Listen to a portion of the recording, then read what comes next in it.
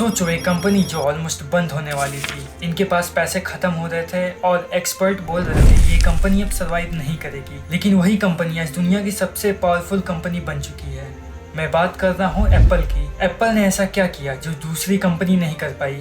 Apple का success क्या luck था या फिर कोई मास्टर प्लान? आज की इस वीडियो में हम डिकोड करेंगे एप्पल की सक्सेस का स्टोरी। इस वीडियो में हम जानेंगे एप्पल की शुरुआत कैसी हुई थी और इनके साथ क्या हुआ था कि इनकी कंपनी जो है बैंकरप्ट की एज तक पहुंच गई, और फिर इनका लीजेंडरी कमबैक कैसे हुआ।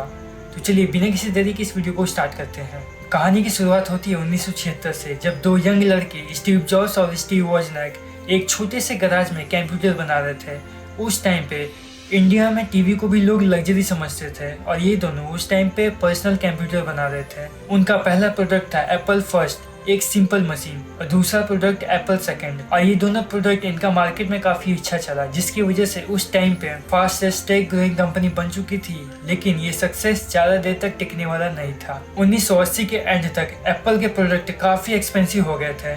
मार्केट में कंपटीशन बढ़ रहा था, स्पेशली माइक्रोसॉफ्ट की वजह से, क्योंकि बिल गेट्स ने अपना विंडोज लॉन्च कर दिया था, जिसकी वजह से मार्केट में सस्ते कंप्यूटर्स फ्लड जैसे फैल गए और एप्पल का मार्केट शेयर गिरने लगा। अब सबसे शॉकिंग मोमेंट तब आया जब एप्पल ने स्टीव जॉब्स को कंपनी से निकाल दिया। हाँ, जिसने कंपनी बनाई उसी को ही निकाल दिया। अब सोचो, फाउंडर भी गया, सेल्स भी गिर रही थी और डायरेक्शन भी क्लियर नहीं था। एप्पल 1990 में बैंकरप्ट हो गया था। उनके पास सिर्फ 90 दिन का कैश बचा था। अब आप बताओ, अगर आप होते इन्वेस्टर तो क्या आप उस टाइम पे एप्पल पे इन्वेस्ट करते? कमेंट करके बताओ। 1997 में एप्पल ने एक शॉकिंग डिसीजन लिया। उन्होंने स्टीव जॉब्स को वापस बुलाया और यहीं से गेम एकदम से बदल जाता है। स्टीव जॉब्स ने आते ही ऐसा क्या किया, आइए जानते हैं। उस टाइम पे एप्पल के जितने भी प्रोडक्ट्स बन रहे थे, स्टीव जॉब्स आते ही 70% प्रोडक्ट को बनाना बंद कर दिया और सिर्फ पावरफुल प्रोडक्ट जो थे सिर्फ उस पे काम किया। इनका मेन स्ट्रेटेजी था प्रोडक्ट को सिंपल रखना और इनके डिजाइन को काफी बढ़िया बनाना। फिर लॉन्च हुआ iMac,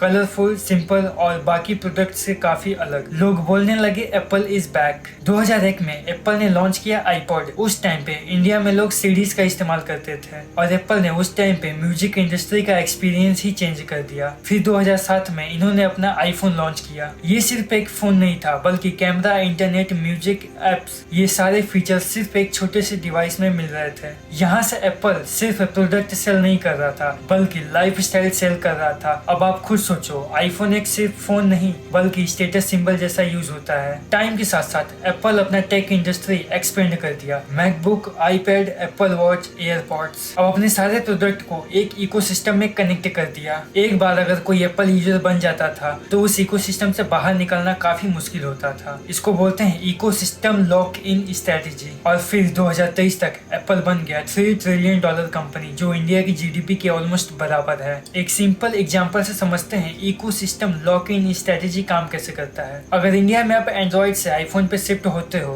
तो पहले आपको काफी महंगा लगेगा, लेकिन साथ में ही आपको स्मूथ एक्सपीरियंस भी मिलेगा। आपको उसका यूआई काफी बढ़िया लगेगा और ये फोन लैग कम करेगा, जिसकी वजह से आपका डे बाई डे का एक्सपीरियंस काफी स्मूथ होता जाएगा। आपके डेली रूटीन में iOS का स्मूथनेस काफी इम्पैक्ट डाल देगा, ताकि जब भी आप एंड्रॉइड फोन पे दोबारा शिफ्ट होना चाहो और फिर मजबूरी में आपको दोबारा आईफोन ही खरीदना पड़ता है। एग्जैक्टली यही है एप्पल का मास्टर प्लान। एप्पल सिर्फ प्रोडक्ट नहीं बनाता, एप्पल आदत भी बना देता है। मैं आप सभी से 3 सवाल करता हूँ, क्या आपके पास एंड्रॉइड है या आईफोन? अगर आपको पैसे की दिक्कत न हो तो क्या आप कभी आईफोन खरीदोगे? आपके हिसाब से एप्पल का जो प्राइस है वो ओवर प्राइस्ड है या फिर अपने दाम के हिसाब से उसका काम भी बढ़िया है? कमेंट करके जरूर बताओ। चलो अब जल्दी से समझ लेते हैं एप्पल के सक्सेस होने का सीक्रेट। Focus matter. ज्यादा प्रोडक्ट बनाने से खुद में भी कंफ्यूजन क्रिएट होती है और मार्केट में भी क्रिएट होती है। लोगों को समझ नहीं आता कि कौन सा प्रोडक्ट लेना चाहिए और कौन सा नहीं। अगर किसी एक चीज पे फोकस करेंगे तो वो सबसे बेस्ट होके आएगा। डिजाइन। ज्यादातर लोग दुनिया में सिर्फ दिखावे के लिए लेते हैं प्रोडक्ट का डिजाइन काफी सुंदर रहा तो लोग दिखावे में आके उस प्रोडक्ट को जरूर लेते हैं।